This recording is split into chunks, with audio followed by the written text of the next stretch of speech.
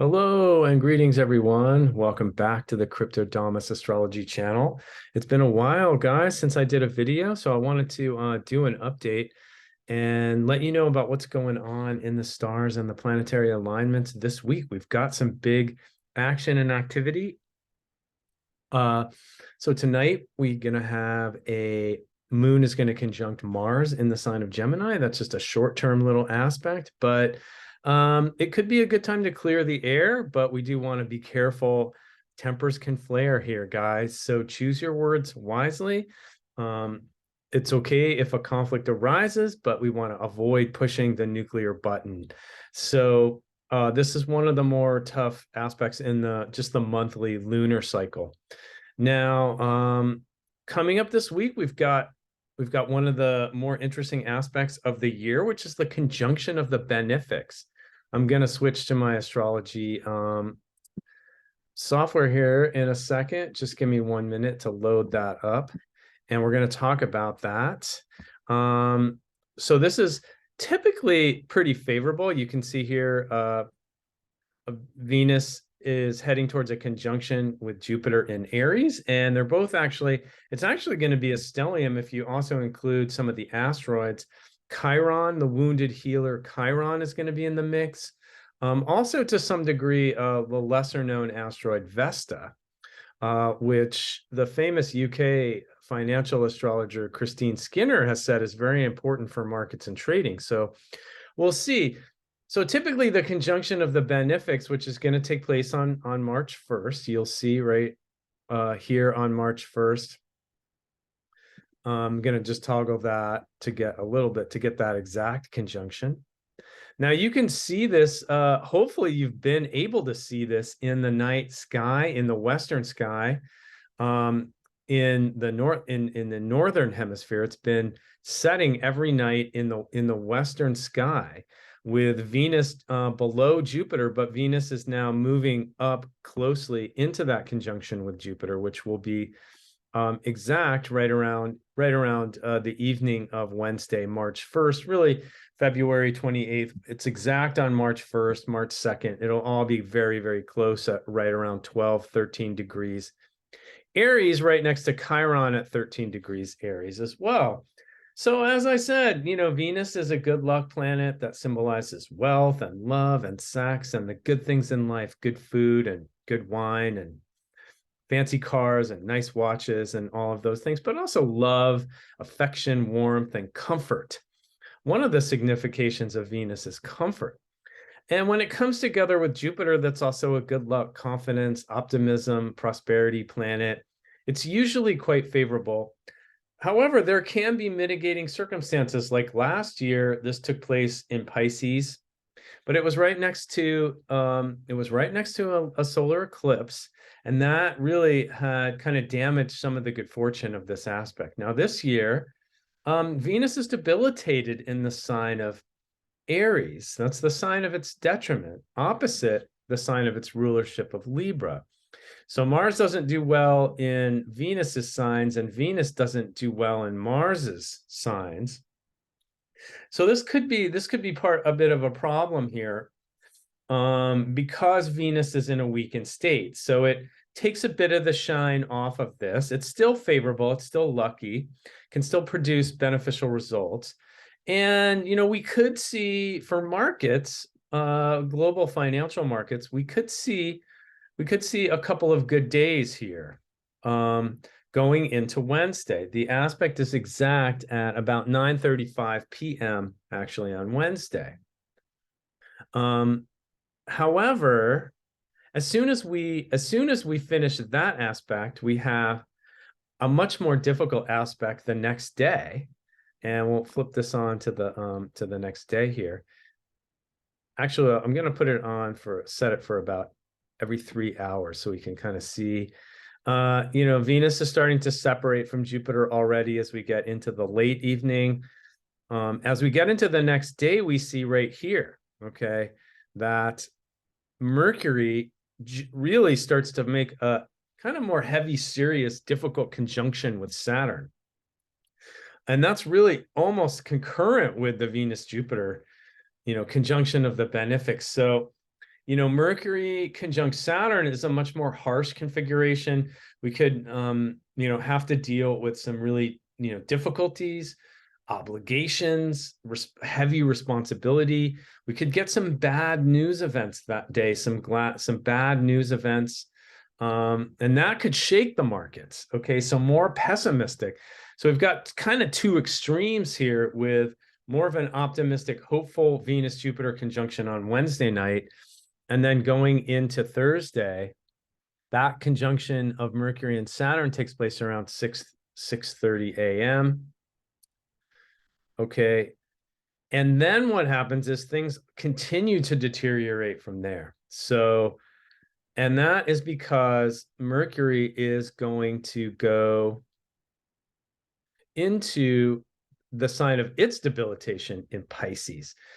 So Mercury rules Gemini and Virgo. It's also considered to be exalted in Virgo traditionally, and modern astrologers consider Mercury to be exalted in the sign of Aquarius. But Gemini doesn't do well. Gemini is a fact-based kind of information technology, detail-oriented planet. It doesn't do well in the kind of blown out, expansive sign of Pisces, where its ability to master the details is very limited. Pisces is also a sign that can be, is a tricky sign because it can be euphoric and overly optimistic. And on the other hand, it can be a sign that has a lot of anxiety and panic. So Mercury's debilitation in Pisces, I think, could be quite difficult for markets. And especially as we're going into March, not only will Mercury be debilitated in the sign of its fall and debilitation, detriment, but once we get in, let's shift this back to days. And once we start getting into about March 5th or 6th, then Mercury is going to be combust to the sun, meaning it's going to be so close to the sun that its light will no longer be visible in the sky. And so that is considered to be a weakened state for Mercury. Of course, the word mercantile comes from the word Mercury. And so markets can be very affected, at least in short-term sentiment, from problems with Mercury. Mercury, both in the sign of its detriment and combust the sun, going all the way into about the 15th, we think could be a very difficult period. We also have the planet Mars is approaching a square to Neptune, and that's also could be a problem for global financial markets. And just in general, it's a very low confidence aspect of discouragement. So we believe that March could be a very difficult month for global financial aspects. Now, we also have some Bitcoin specific astro factors. However, you're going to have to join my Patreon group to get that really detailed analysis on the crypto markets, if that's something that you're interested in. And you can do that on my Patreon group right here. It's called the Cryptodamus Astro Crypto Report. And I've got basically 4 different membership levels, from the basic to the all access content, and even up to a private tutorial level. So go ahead and check that out. It's patreon.com/cryptodamus1. And you can check out my detailed system that I've created called the Astro TA system for markets. So we do think that there's a higher probability of a risk of a bigger sell-off across equities and crypto. So that's kind of the wrap up for this week.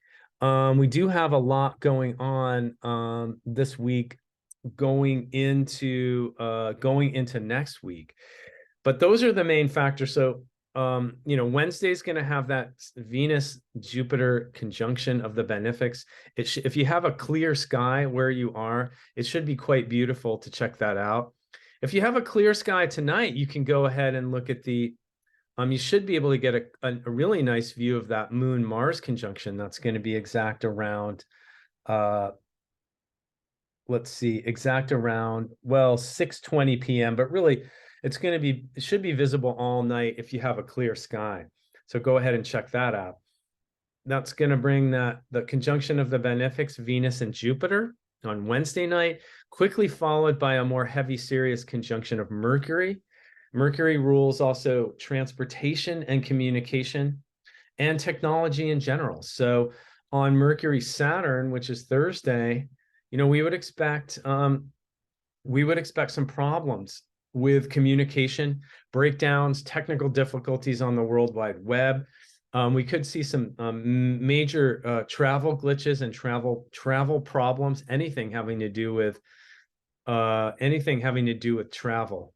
So railway, airlines, all of this stuff there could be weather problems. Hopefully, God forbid, I hope not, that there's no more toxic train wrecks or any kind of travel disasters, but we do think there's more probability of travel problems. We could have communication breakdowns in interpersonal relationships on this Mercury Saturn conjunction on Thursday. So, also going back to Wednesday, where this Venus Jupiter conjunction falls in your chart, that should bring some good fortune. That should bring some good luck and positive circumstances. And it's one of the more favorable minor aspects of the year. And we do get this conjunction of Venus Jupiter somewhat regularly, about every 11 months or so. But after that starts to separate, then I really think that we're going to see more problems show up in global financial markets, and especially around the mid-month with the next CPI report. That's where we get that exact Mars square to Neptune. So that would be a bit more problematic. I'd also love to do private consultations for you. You can check that out on my website, which is astrocryptoreport.com. I have specific financial astrology natal consults, and I just have general natal readings as well. So you can go ahead and check that out. If you haven't had an astrology reading, I highly recommend getting it from a professional such as myself. And if you have had readings, I always recommend a yearly update. So if you haven't had a forecast, an astrology forecast done for you for 2023, get in touch with me, and you can email me at astrocryptoreport@gmail.com. And I'm going to put all of that information in the video description. So I hope that's interesting information for you. Everybody, take this time to enjoy the conjunction of the benefics of Venus and Jupiter, because after that, I think things are going to get a little bit more heavy and serious.